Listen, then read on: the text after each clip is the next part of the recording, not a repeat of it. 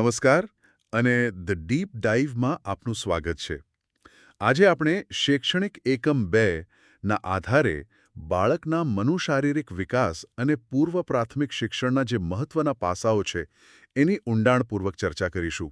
હા, આ વિષય ખૂબ જ પાયાનો છે. બરાબર.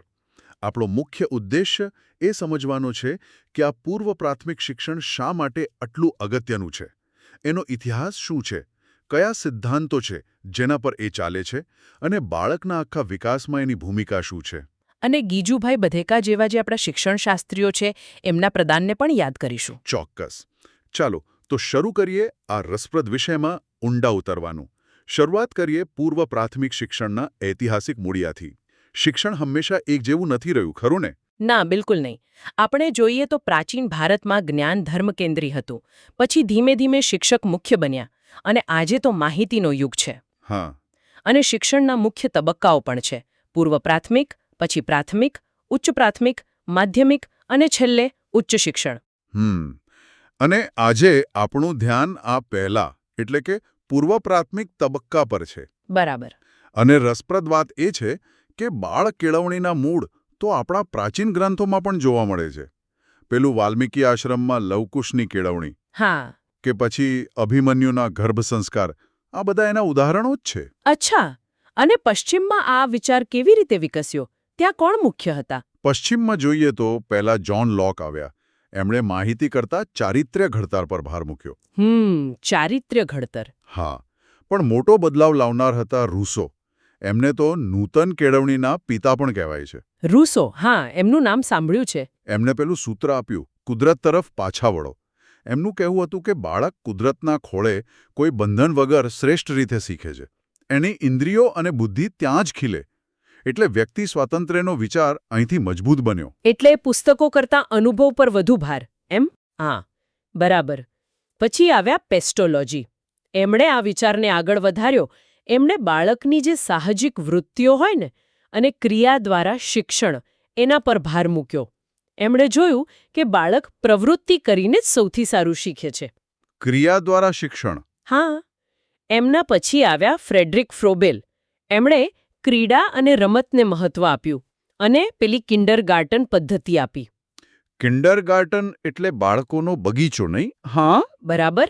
જ્યાં બાળકો રમતા રમતા એકદમ સ્વાભાવિક રીતે વિકાસ પામે, જાણે બગીચામાં છોડ ઉછેરતા હોઈએ એમ.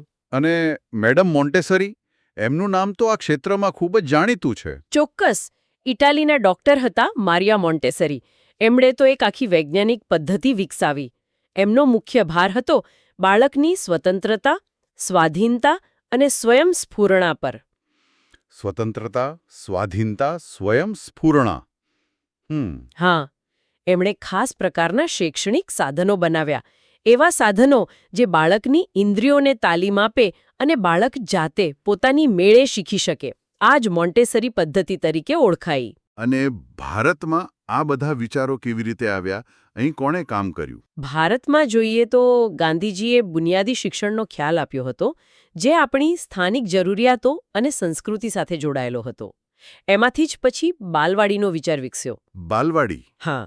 અને ઘણા લોકોએ આ ક્ષેત્રે બહુ મોટું કામ કર્યું, જેમ કે શાંતાબેન નારુલકર, જુગતરામભાઈ દવે, જેમને વેડછીના વડલા કહે છે, અને તારાબેન મોડેકે.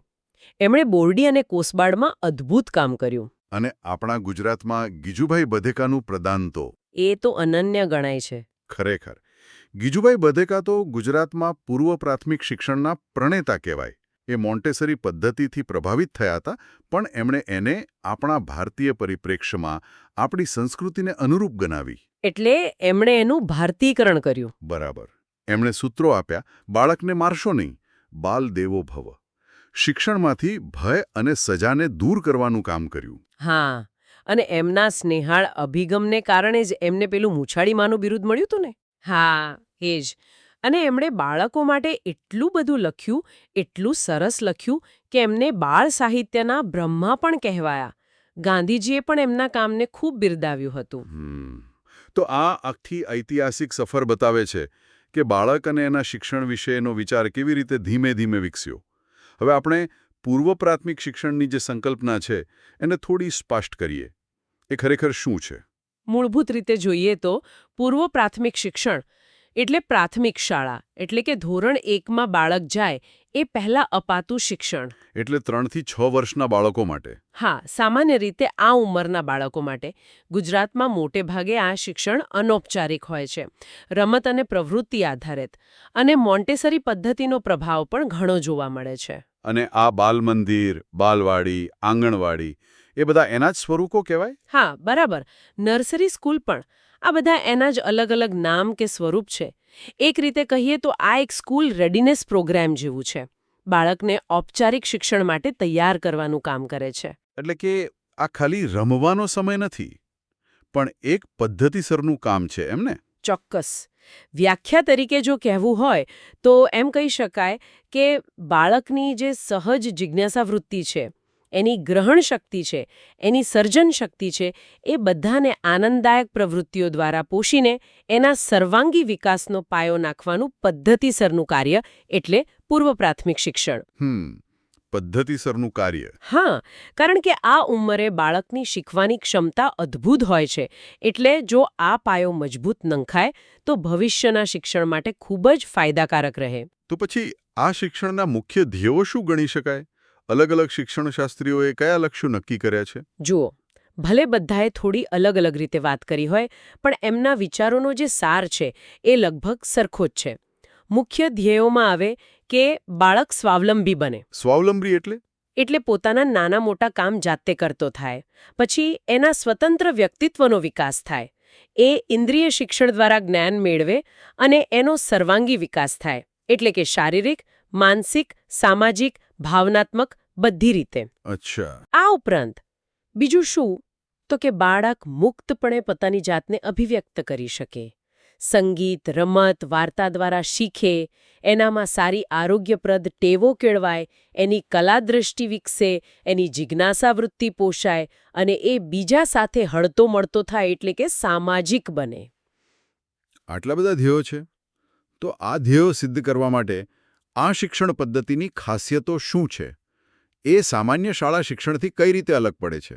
સૌથી મોટો અને મહત્વનો તફાવત એ છે કે તે બાળક કેન્દ્રી છે, ચાઇલ્ડ સેન્ટ્રિક. શિક્ષક કેન્દ્રી નથી. હા, બધી પ્રવૃત્તિઓ બાળકની જરૂરિયાત, એની રુચિ, એની ક્ષમતાને ધ્યાનમાં રાખીને ગોઠવવામાં આવે છે. બીજું, તે પ્રવૃત્તિલક્ષી, એક્ટિવિટી બેઝડ અને આનંદપ્રદ, જોયફુલ છે. અહીં ભણાવવા પર નહીં, પણ શીખવા પર ભાર છે.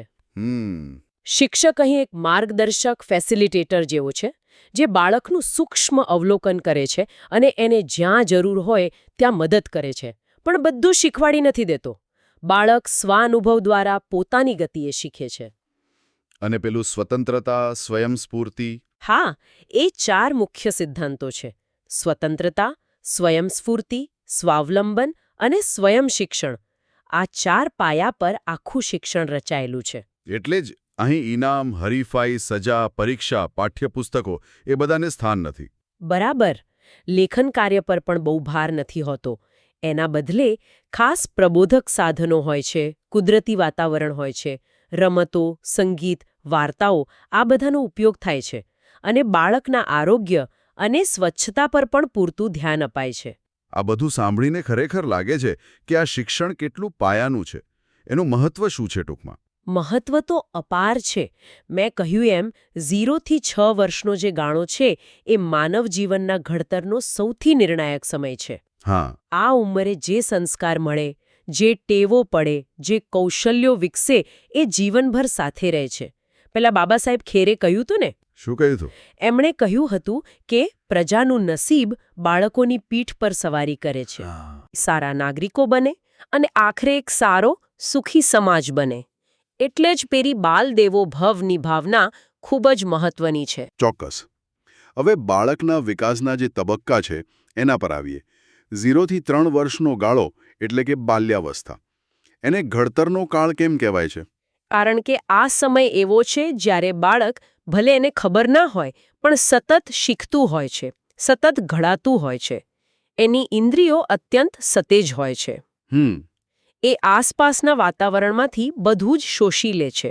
દ્રશ્ય, શ્રાવ્ય, સ્પર્શના અનુભવો, જેમ કે માનો અવાજ, રમકડાનો રંગ, પક્ષીઓનો અવાજ.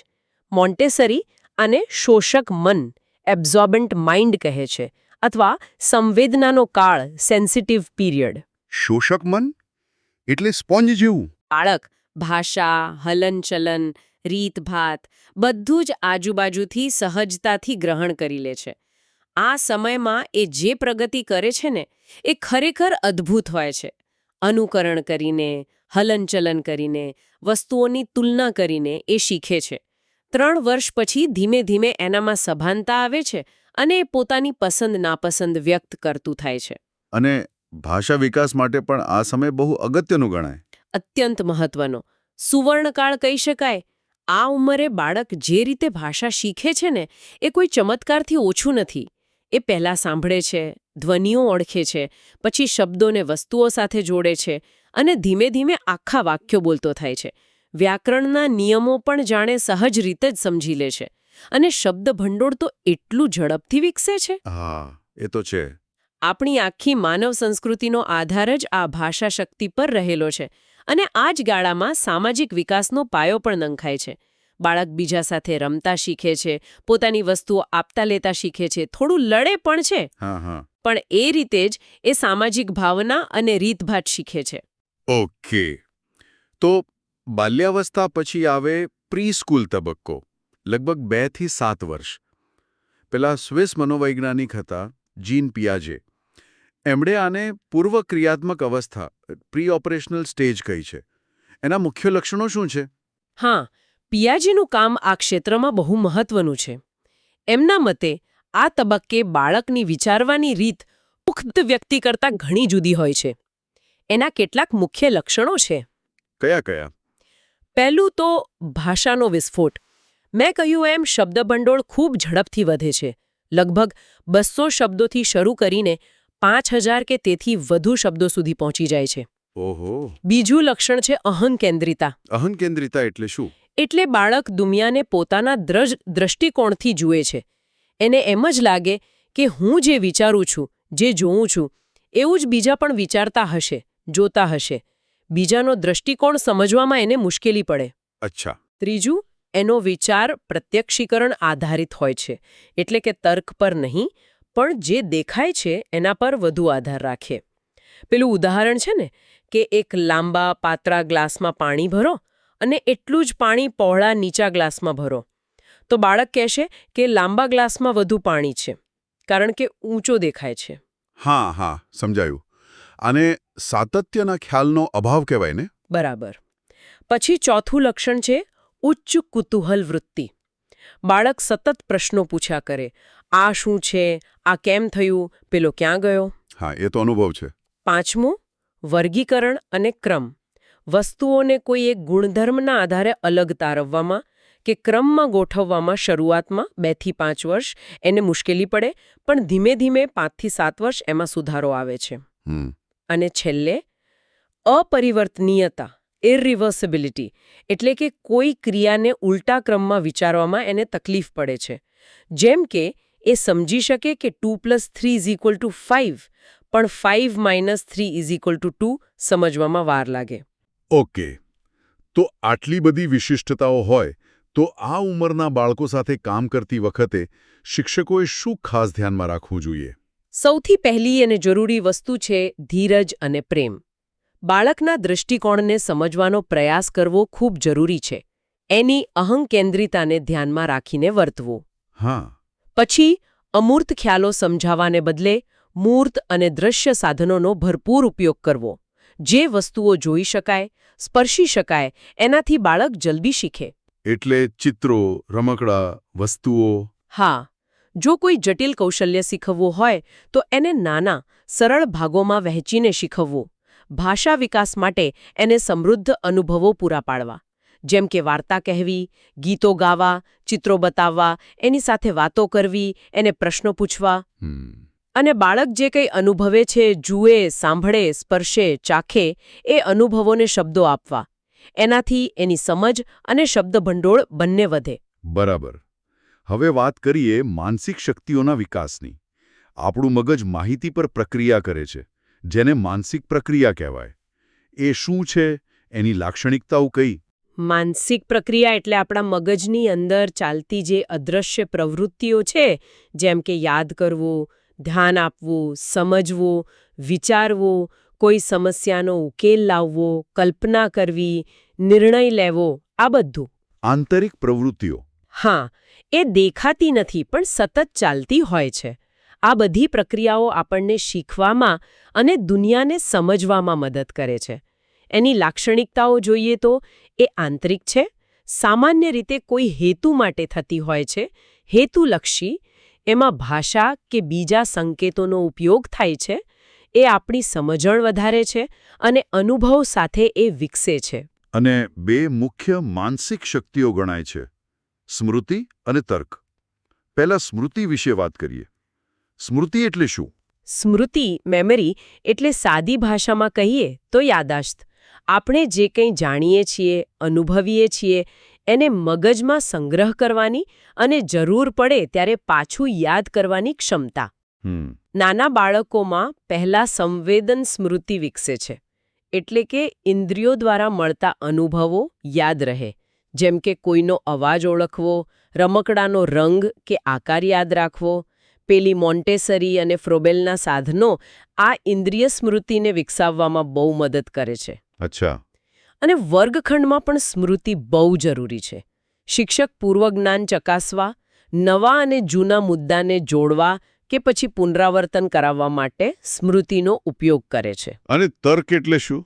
તર્ક એટલે કોઈ ઘટના કે બાબત પર વ્યવસ્થિત રીતે વિચાર કરવો, કારણો અને પુરાવાઓનો ઉપયોગ કરીને કોઈ દલીલ કરવી, સામાન્ય નિયમ તારવવો કે પછી કોઈ નિર્ણય પર આવવો. એટલે એક બૌદ્ધિક પ્રક્રિયા છે. હા, ધ્યેયલક્ષી બૌદ્ધિક પ્રક્રિયા છે, જેમાં આપણે અનુમાન લગાવીએ છીએ અને આપણી પાસે જે માહિતી સંગ્રહાયેલી છે સ્મૃતિમાં, એનો ઉપયોગ કરીએ છીએ.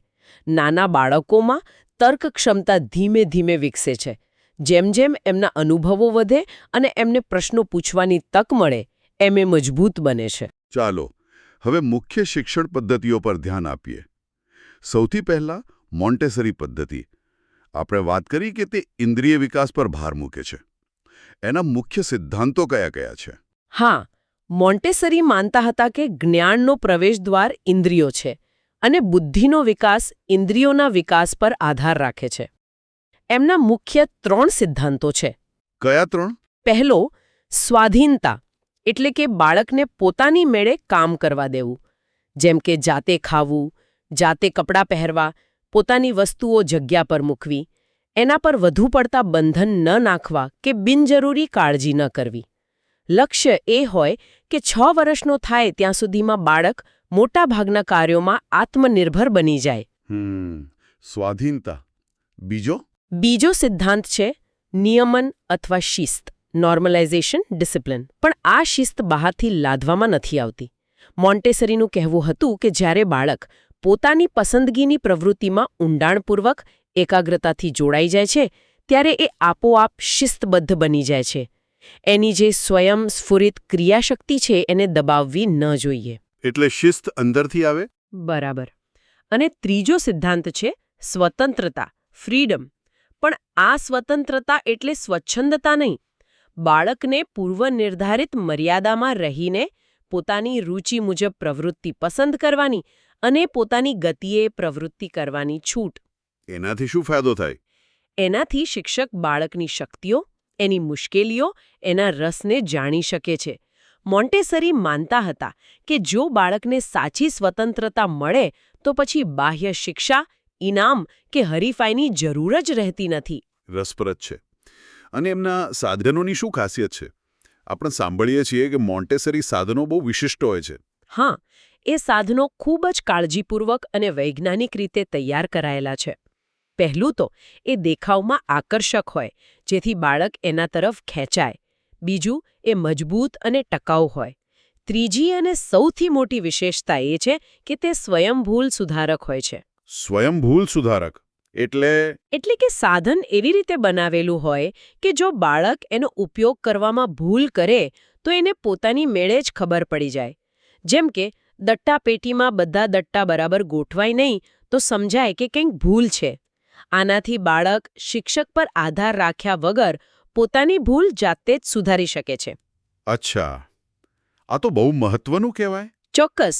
પછી દરેક સાધન કોઈ એક ચોક્કસ ગુણધર્મ કે ઇન્દ્રિય પર ધ્યાન કેન્દ્રિત કરાવે છે. આઇસોલેશન ઓફ ક્વોલિટી એક ક્રિયાત્મક છે, એટલે કે બાળક એની સાથે કામ કરીને હેરફેર કરીને શીખે છે અને તે સરળથી કઠિનના ક્રમમાં ગોઠવાયેલા હોય છે. કેવા પ્રકારના સાધનો હોય છે? થોડા ઉદાહરણો આપશો?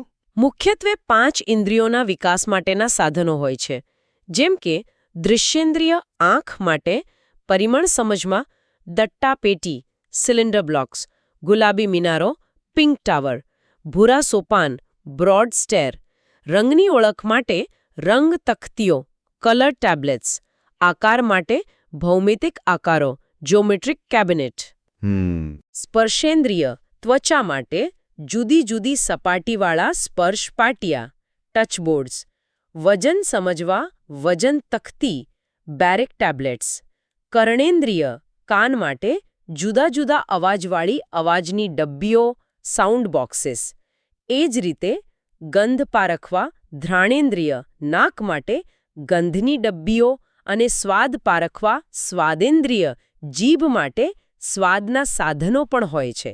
એટલે બધી ઇન્દ્રિયો માટે અલગ અલગ. હા, આ સિવાય વ્યવહારુ જીવનના કૌશલ્યો પ્રેક્ટિકલ લાઈફ એક્સરસાઇઝીસ જેમ કે બટન બંધ કરવા, ઝીપ ખોલવી બંધ કરવી, પાણી રેડવું અને ભાષા તથા ગણિત શીખવા માટેના પણ ખાસ સાધનો હોય છે.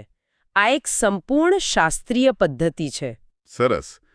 હવે વાત કરીએ ફ્રોબેલની કિન્ડરગાર્ટન પદ્ધતિની. એમનો મુખ્ય સિદ્ધાંત શું હતો? ફ્રોબેલનો મુખ્ય સિદ્ધાંત હતો સર્જનાત્મક સ્વયં પ્રવૃત્તિ દ્વારા બાળકનો સર્વાંગી વિકાસ. સર્જનાત્મક સ્વયં પ્રવૃત્તિ. હા, તેઓ માનતા હતા કે રમત એ બાળકનું કામ છે. બાળક જે પ્રવૃત્તિ કરે છે, ભલે આપણને હેતુહીન લાગે, પણ એનાથી એનું આખું તંત્ર ગતિશીલ બને છે, એનો વિકાસ થાય છે, એને પોતાની શક્તિ અશક્તિનું ભાન થાય છે, માનસિક વિકાસ થાય છે અને આત્મનિયંત્રણ વધે છે. એમણે પેલું કહ્યું હતું ને કે બાળક છોડ જેવો ને શિક્ષક માળી જેવો. હા, બરાબર. કિન્ડરગાર્ટન એટલે બાળકોનું બગીચો. શિક્ષક માળીની જેમ બાળકને ખીલવા માટે યોગ્ય વાતાવરણ પૂરું પાડે.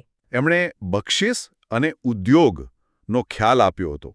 ખરું ને? એ શું છે? હા, બક્ષિસ એ ફ્રોબેલે બાળકોને રમવા માટે આપેલા ખાસ શૈક્ષણિક સાધનો છે, જે ક્રમબદ્ધ રીતે ગોઠવાયેલા છે. કેવા હોય એ સાધનો? જેમ કે બક્ષિસ 1માં ઊનના 6 અલગ અલગ રંગના નરમ દડા છે. એનાથી રંગ, ગતિ, દિશાનો ખ્યાલ આવે. બક્ષિસ 2માં લાકડાનો ગોળો, ઘન અને નળાકાર છે. એનાથી આકાર, સ્થિરતા અસ્થિરતાનો ખ્યાલ સ્પષ્ટ થાય. અચ્છા. બક્ષિસ 3માં એક મોટા ઘનના 8 નાના સરખા ઘન કરેલા હોય છે. એનાથી સમગ્ર અને અંશનો ખ્યાલ આવે છે. આવી કુલ 10 બક્ષિસો છે, જેમાં આગળ જતા લંબચોરસ ટુકડા, ત્રિકોણાકાર ટુકડા, સળીઓ, વર્તુળના ભાગો વગેરે આવે છે. આનાથી બાળક જુદી જુદી ભૌમિતિક રચનાઓ બનાવતા શીખે છે. ગણિતના પાયાના ખ્યાલો સ્પષ્ટ થાય છે. અને ઉદ્યોગ એટલે શું? ઉદ્યોગ એટલે એવી હસ્તકળાની પ્રવૃત્તિઓ જેના દ્વારા બાળક બક્ષિસોમાંથી જે શીખ્યું છે એ ખ્યાલોને મૂર્ત સ્વરૂપ આપે. એનાથી એની સર્જનાત્મકતા અને હાથની કેળવણી થાય. કઈ કઈ પ્રવૃત્તિઓ? જેમ કે માટીકામ, કાગળ વાળવાનું કામ, ઘડીકામ, કાતરકામ, રંગકામ, સાદડી ગૂંથવી, સીવણકામ, મીણકામ, ચિત્રકામ. ફ્રોબેલે આ ઉપરાંત ગીતો, વાર્તાઓ અને પ્રવૃત્તિઓ દ્વારા બાળકના જીવનને આનંદમય બનાવવા પર ખૂબ ભાર મૂક્યો. સરસ. તો આ બધી પદ્ધતિઓ બાળકના રસ અને સર્જનાત્મકતાને કેવી રીતે પોષે છે એના પર આવીએ. પહેલા રસ, ઇન્ટરેસ્ટની વાત કરીએ. એ શા માટે આટલો મહત્વનો છે? રસ વગર શીખવું બહુ મુશ્કેલ છે. રસ એ એક પ્રેરક શક્તિ છે. જેમાં આપણને રસ હોય તે તરફ આપણું ધ્યાન આપોઆપ જાય છે. આપણે એ કાર્ય કરવા માટે પ્રેરાઈએ છીએ અને એમાં વધુ પ્રયત્ન પણ કરીએ છીએ. એટલે જ્ઞાન મેળવવામાં રસ બહુ મદદ કરે છે. રસ હોય તો પ્રવૃત્તિ સ્વૈચ્છિક બને છે, બોજારૂપ નથી લાગતી અને એનાથી પ્રયત્ન વધે છે અને આત્મસંતોષ પણ મળે છે. પેલા ક્રો એન્ડ ક્રોએ વ્યાખ્યા આપી છે ને કે રસ એ પ્રેરક શક્તિ છે જે આપણને કોઈ વ્યક્તિ, વસ્તુ કે પ્રવૃત્તિ તરફ ધ્યાન આપવા પ્રેરે છે. એ ધ્યાન સાથે જોડાયેલું વલણ છે. નાના બાળકોના રસ કેવા હોય છે? એમની શું ખાસિયતો હોય? નાના બાળકોના રસમાં ખૂબ વૈવિધ્ય હોય છે. આજે એક વસ્તુમાં રસ હોય, કાલે બીજીમાં. એમને ઘણીવાર આપણને નજીવી લાગે એવી બાબતોમાં પણ ખૂબ રસ પડી શકે છે. એમના મિત્રો શું કરે છે એની અસર પણ એમના રસ પર પડે છે. હા, એ તો ખરું. એમને જે ગમે ને તે વારંવાર કરવું ગમે છે. પુનરાવર્તનથી એમાં નિપુણતા આવે છે. અને જો કોઈ કામમાં સફળતા મળે તો એ કામ કરવા માટે વધુ પ્રયત્ન કરે છે. સમય જતાં એમના રસ બદલાતા પણ રહે છે. એમના રસના સામાન્ય ક્ષેત્રો કયા ગણાય? સામાન્ય રીતે પૂર્વ પ્રાથમિક બાળકોને માટી, પાણી, રેતીમાં રમવું બહુ ગમે. રમકડા તો ગમે જ, ક્રીડાંગણ પર હિંચકા, લપસણી હોય તો ત્યાંથી ખસે નહીં. સંગીત, હાલરડા, બાળગીતો, વાદ્યોના અવાજ એમાં પણ રસ પડે. દોડાદોડીની રમતો, વાર્તાઓ સાંભળવી અને પેલી સર્જનાત્મક પ્રવૃત્તિઓ જેવી કે ચિત્રકામ, રંગપૂરણી, માટીકામ એ બધામાં એમને ખૂબ રસ હોય છે. રસના પ્રકાર પણ હોય છે? હા, મુખ્ય 2 પ્રકાર છે. નૈસર્ગિક અથવા સ્વાભાવિક રસ જે અંદરથી આપોઆપ ઉત્પન્ન થાય છે. અને બીજો ઉપાર્જિત અથવા કેળવાયેલો રસ જે કોઈ ધ્યેય પ્રાપ્ત કરવા માટે આપણે પ્રયત્નપૂર્વક કેળવીએ છીએ. તો આ રસને કેવી રીતે જાળવી રાખી શકાય અને જરૂર પડે તો કેળવી શકાય? સૌથી અગત્યનું છે બાળકને એની રુચિ મુજબનું વાતાવરણ અને પ્રવૃત્તિઓ પૂરી પાડવી. એના પ્રયત્નોને ભલે નાના હોય પ્રોત્સાહન આપવું. એ વારંવાર એક જ વસ્તુ કરે તો કંટાળવું નહીં, પુનરાવર્તનને આવકારવું. દરેક બાળકના વ્યક્તિગત રસને માન આપવું. અને જો કોઈ વિષય કે પ્રવૃત્તિ પ્રત્યે અણગમો હોય તો સીધું દબાણ કરવાને બદલે પરોક્ષ રીતે એને ગમતી પ્રવૃત્તિ સાથે જોડીને એ તરફ વાળવાનો પ્રયાસ કરવો. બરાબર. હવે છેલ્લે વાત કરીએ સર્જનાત્મકતા, ક્રિએટિવિટીની. એ શું છે અને એને કેવી રીતે વિકસાવી શકાય? સર્જનાત્મકતાની કોઈ એક ચોક્કસ વ્યાખ્યા બાંધવી મુશ્કેલ છે, પણ સામાન્ય રીતે એમાં અમુક ઘટકો જોવા મળે છે. કલ્પનાશક્તિ, મૌલિકતા એટલે કે નવા અનોખા વિચારો કરવાની ક્ષમતા, ઉત્પાદન ક્ષમતા એટલે કે જુદા જુદા ઘણા વિચારો કે ઉકેલો વિચારી શકવાની ક્ષમતા અને સમસ્યાનો ઉકેલ લાવવા માટે પોતાના જ્ઞાન અને કલ્પનાનો ઉપયોગ કરવાની ક્ષમતા. મહત્વની વાત એ છે કે દરેક બાળકમાં સર્જનાત્મકતાના બીજ રહેલા છે. એને ફક્ત યોગ્ય તક, વાતાવરણ અને પ્રોત્સાહનની જરૂર છે. આપણે ઘણીવાર પરિણામ પર વધુ ધ્યાન આપીએ છીએ, પણ બાળકની સર્જનાત્મકતા વિકસાવવા માટે એની પ્રક્રિયા પર વધુ ધ્યાન આપવું જોઈએ. એણે શું બનાવ્યું, એના કરતાં કેવી રીતે બનાવ્યું, શું વિચાર્યું એ વધુ મહત્વનું છે. પહેલાના સમયમાં તો કલા જીવન સાથે વણાયેલી હતી નહીં? સ્ત્રોતમાં ઉલ્લેખ છે. હા, બિલકુલ. જેમ કે ઘંટી ફેરવતી વખતે ગીતો ગાવાતા, ખાંડતી વખતે ગીતો, પાપડ વણતા ગીતો, માટીના વાસણો પર સુન્નર ચિત્રકામ થતું, ઘરની દિવાલો પર, કપડા પર ભરતકામ થતું, લાકડામાં કોતરણી થતી. જૂના હસ્તલિખિત પુસ્તકોમાં પણ ચિત્રો જોવા મળે છે. આ બધું બતાવે છે કે કલા એ રોજિંદા જીવનનો જ એક ભાગ હતી. તો બાલમંદિરમાં સર્જનાત્મકતાને કેવી રીતે પ્રોત્સાહન આપી શકાય? પહેલું તો એ કે દરેક પ્રવૃત્તિ, પછી એ સફાઈ હોય કે વસ્તુ ગોઠવવી હોય, એ પણ સુગડતાથી, સુંદર રીતે અને પ્રસન્નતાથી થાય તો એ પણ એક કલા જ છે. વાત સાચી છે. બીજું, વર્ગખંડનું વાતાવરણ સૌંદર્યલક્ષી બનાવવું. સારા ચિત્રો, જાણીતા ચિત્રકારોના, મહાપુરુષોના, કુદરતી દ્રશ્યોના એ લગાવવા. સારી શિલ્પકૃતિઓ જે વીરતા, કરુણા, વાત્સલ્ય જેવા ભાવો જગાડે તે મૂકવી. પણ વૈરાગ્ય કે દીનતા દર્શાવતી કૃતિઓ ટાળવી. બાળકોમાં સારા બાલગીતો પ્રત્યે રુચિ કેળવવી.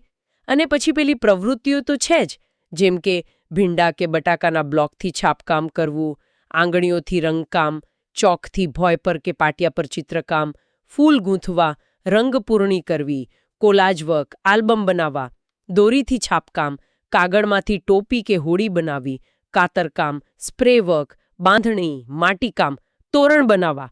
ઘણી બધી પ્રવૃત્તિઓ છે. હા, આ બધી પ્રવૃત્તિઓ દ્વારા એમની સર્જનાત્મકતા ખીલે. ચોક્કસ. સંગીત, તાલ, અભિનય ગીતો, નાટકો, સાંસ્કૃતિક કાર્યક્રમો આ બધું જ સર્જનાત્મકતાને પોષે છે. મુખ્ય વાત એ છે કે બાળકને મુક્તપણે પોતાની રીતે કંઈક કરવાની તક આપવી અને એના પ્રયત્નોને બિરદાવવા. તો આજે આપણે પૂર્વ પ્રાથમિક શિક્ષણની ઐતિહાસિક સફરથી શરૂ કરીને તેના મૂળભૂત ખ્યાલો, સિદ્ધાંતો, બાળકના વિકાસના વિવિધ તબક્કા અને તેની લાક્ષણિકતાઓ, માનસિક પ્રક્રિયાઓ જેવી કે સ્મૃતિ અને તર્ક, મોન્ટેસરી અને ફ્રોબેલ જેવી મહત્વની શિક્ષણ પદ્ધતિઓ અને છેલ્લે બાળકમાં રસ તથા સર્જનાત્મકતા કેવી રીતે વિકસાવી શકાય એ બધા જ મહત્વના પાસાઓને ઊંડાણપૂર્વક સમજવાનો પ્રયાસ કર્યો. આ બધી ચર્ચા પરથી એક વાત સ્પષ્ટ થાય છે કે જીવનના શરૂઆતના વર્ષોનું શિક્ષણ ખરેખર વ્યક્તિ અને સમાજના ભવિષ્યના ઘડતરમાં કેટલી નિર્ણાયક ભૂમિકા ભજવે છે. બિલકુલ. અને અહીં એક વિચારવા જેવો મુદ્દો એ પણ ઊભો થાય છે. જુઓ, આપણે મોન્ટેસરી અને ફ્રોબેલ જેવી સંરચિત પદ્ધતિઓ જોઈ જે ચોક્કસ કૌશલ્યો અને જ્ઞાન આપવા માટે રચાયેલી છે. એનું પોતાનું મહત્વ છે, પણ સાથે સાથે આપણે બાળકની સ્વતંત્રતા, એની સ્વયંસ્ફૂર્તિ, એની કુદરતી રુચિને અનુસરવાના મહત્વ વિશે પણ એટલી જ ભારપૂર્વક વાત કરી. હા, બંને પાસા મહત્વના છે. તો આજના ઝડપથી બદલાતા યુગમાં જ્યાં સર્જનાત્મકતા, સમસ્યા ઉકેલવાની ક્ષમતા અને અનુકૂલન ક્ષમતા જેવી બાબતો ખૂબ જ મહત્વની બની રહી છે, ત્યાં આજના શિક્ષકો અને વાલીઓ આ જે સંરચિત અભિગમો છે અને બીજી તરફ જે મુક્ત, બાળ સંચાલિત અન્વેષણ, ચાઇલ્ડ લેડ એક્સપ્લોરેશન છે, એ બંને વચ્ચે શ્રેષ્ઠ સંતુલન કેવી રીતે સ્થાપિત કરી શકે, જેથી બાળકનો સર્વાંગી વિકાસ પણ થાય અને એને જે સહજ સર્જનાત્મકતા છે એ કુંઠિત થવાને બદલે ખીલી ઉઠે. આ એક મોટો પડકાર પણ છે અને કદાચ ભવિષ્યના શિક્ષણ માટે ચિંતનનો વિષય પણ છે. ખરેખર આ સંતુલન કેવી રીતે સાધવું એક મહત્વનો પ્રશ્ન છે. અને આ વિચાર સાથે જ આપણી આજની આ ગહન ચર્ચા અહીં સમાપ્ત કરીએ છીએ.